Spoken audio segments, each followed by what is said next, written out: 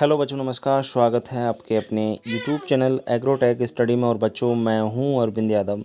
बच्चों, आज मैं आपको बताने वाला हूं पीएटी के लिए कुछ महत्वपूर्ण क्वेश्चन एमपीपीएटी में जो पूछे जाते हैं। गाय से संबंधित कुछ प्रश्न, उनको हम चर्चा कर लेते हैं। ये गाय है, आप लोग अच्छी प्रकार से जानते हैं। इससे रिलेटेड ही कुछ क्वेश्चन हैं जो कि आपके एग्जाम के पर्पज से बहुत ही महत्वपूर्ण है। ठीक है बच्चों, चलिए हम बात करते हैं उन क्वेश्चनों की। तो बच्चों, पढ़ने से पहले आप मोबाइल को रोटेट जरूर कर लें, जिससे अच्छी प्रकार से आपको दिखाई दे। देखिए, आप सबसे पहले गाय से संबंधित सबसे पहले हम बात करेंगे गाय का वैज्ञानिक नाम। तो गाय का वैज्ञानिक नाम है बॉस इंडिकस। क्या होता है? बॉस और इंडिकस, ये हमारी गाय का वैज्ञानिक नाम होता है। कुल की अगर हम बात करें तो कुल गाय का होता है बोविडी। कुल कौन सा होता है बच्चों? बोविडी गाय का कुल होता है। आगे अगर हम बात करें गुणसूत्र संख्या, तो गाय में गुणसूत्र संख्या 2n बराबर 60 होती है। कितनी होती है गाय में? गुणसूत्र संख्या 60 होती है। अच्छी प्रकार से आप लोग इस चीज़ को जानते होंगे। बच्चों, भारत में गाय की मान्यता प्राप्त नस्लों की बात करें तो भारत में गाय की मान्यता प्राप्त नस्ल हैं 30, यानी 30 जो नस्ल हैं, जो गाय की मान्यता प्राप्त नस्ल हैं। गाय के मांस को बीफ कहते हैं। ये तो सिंपल क्वेश्चन है, सब लोग जानते हैं।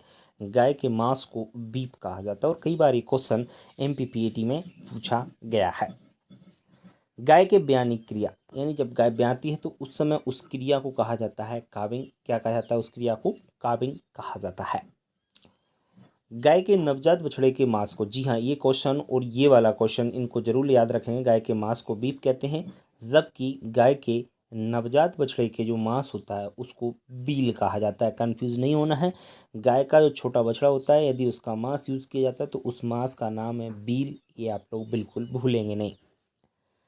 गाय की नाड़ी गति की अगर बात करें, ज्ञात करने की कहाँ से ज्ञात की जाती है नाड़ी गति? ध्यान रखना, कॉक्सिजियल धमनी होती है जो कि पूंछ में रहती है। कई बार क्वेश्चन पूछा गया, वेरी इंपॉर्टेंट क्वेश्चन है, ध्यान रखना इस क्वेश्चन को कि गाय की नाड़ी गति ज्ञात करने के लिए पूंछ की कौन सी धमनी? कॉक्सिजियल धमनी का उपयोग करते हैं। किसका उपयोग करते हैं?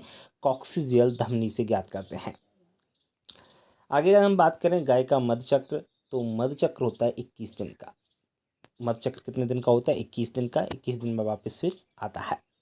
अगर हम बात करें मधकाल, देखो दोनों अलग अलग वर्ड हैं, ये ध्यान रखना आप लोग। मधुचक्र अलग चीज़ होता है, मधकाल अलग होता है। मधुचक्र का मतलब जो होता है, आप अच्छी प्रकार से जानते हैं, जब हीट पीरियड में आती है तो 21 दिन में वापस आती है गाय। और यदि हम बात करें मधकाल कितने समय तक रहती है, तो 12 से 24 घंटा जो समय होता है, 12 से 24 घंटे का समय होता है, जो कि हीट पीरियड का या मधकाल का होता है। ध्यान रखें, इतने समय तक ही हीट पीरियड में रहती है।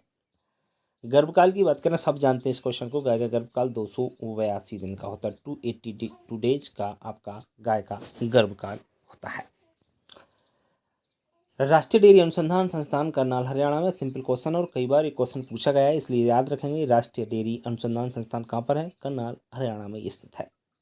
विश्व में पाया जाने वाला सर्वाधिक पशु कौन सा है? तो दुनिया में सबसे ज़्यादा पाया जाता है पशु वो है गाय। बच्चों, आगे बढ़ने से पहले मैं एक चीज़ आपसे बताना चाहूँगा कि आप लोग यदि एमपीपीएटी की तैयारी कर रहे हैं तो आप लोग हमसे नोट्स प्राप्त कर सकते हैं। नोट्स की कीमत बहुत कम है, आप उनको प्राप्त कर लें और अच्छी प्रकार से नोट्स की तैयारी करके आप एमपीपीएटी फाइट कर सकते हैं। जिन बच्चों ने अभी तक नोट्स लिए हैं वो उनको अच्छी प्रकार से पढ़ें। यदि कहीं समझ में नहीं आता है तो आप लोग आप जो भी व्हाट्सएप पर पूछ सकते हैं। आगे अगर हम बात करें, भारत में कुल गायों की संख्या है 19.34। ये नया डाटा है, ध्यान रखें। 19.34 करोड़ लगभग आपके भारत में कुल गायों की संख्या 19 करोड़ 34 लाख हम लोग कह सकते हैं इसको। गायों की संख्या में भारत का दूसरा स्थान है, पहला ब्राज़ील का, ध्यान रखें। सबसे ज़्यादा ब्राज़ील में और दूसरा नंबर हमारा आता है इंडिया का। सर्वाधिक गाय किस राज्य में? तो ध्यान रखें, सर्वाधिक गाय पश्चिम बंगाल राज्य में पाई जाती हैं।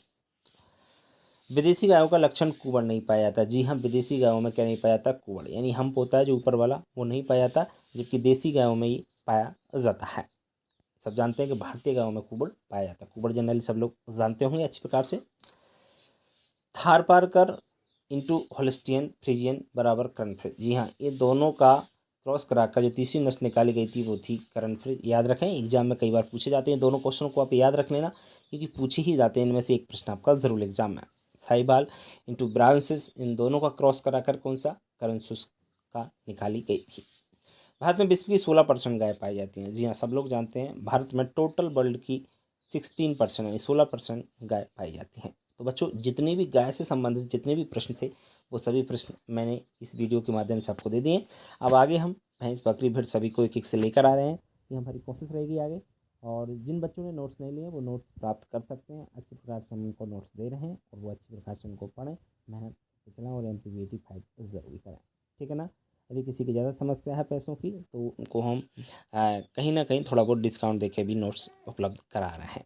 ठीक है बच्चों, चलिए मिलते हैं नेक्स्ट वीडियो में। तब तक के लिए नमस्कार। वीडियो अच्छी लगी तो वीडियो को लाइक करें और अपने दोस्तों को शेयर करना बिल्कुल ना भूलें।